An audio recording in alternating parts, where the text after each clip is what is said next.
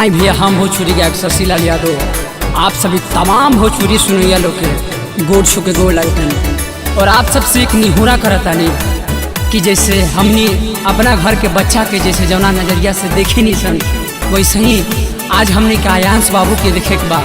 आयांश बाबू के बहुत बड़ा बीमारी हो गई बा और आप सबसे विनती बा कि जेकरा जितना होखे प्लीज मदद करें। एगो लाल के जन के सवाल बाटे हो हाथ जोड़ी आज करत शशिलाल बाटे हो। ए भैया लो एगो लाल के जन के सवाल बाटे हो हाथ जोड़ी आज करत शशिलाल बाटे हो।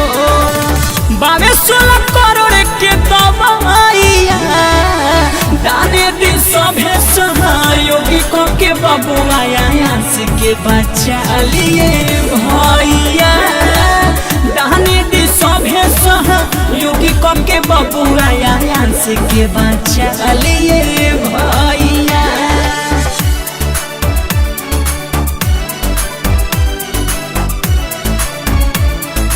रिकॉर्डिंग बाय आशिक स्टूडियो पटना।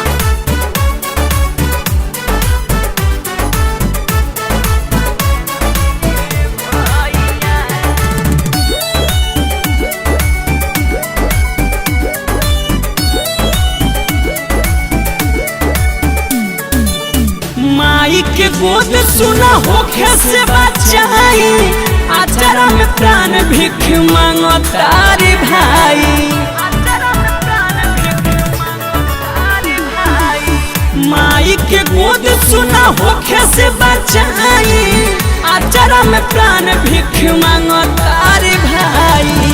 आइल विपदा के बसमैया दाने दे सभे सहयोगी को के बबुआ आयांश के बचा लिए भैया दाने दे सभे सहयोगी को के बबुआ आयांश के बचा लिए भैया।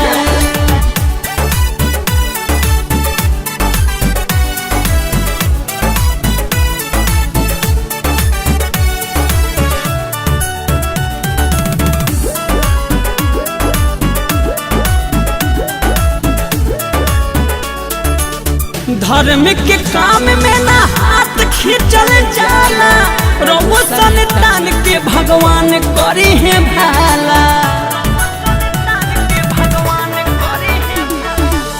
धर्म के काम में ना हाथ खींचल जाला रवो संतान के भगवान करी है भाला। रस कहे बनी निर्दयिया दाने दे सभे सहयोगी को के बबुआ आयांश के बचा लिए भैया दाने दे सभे सहयोगी को के बबुआ आयांश के बचा लिए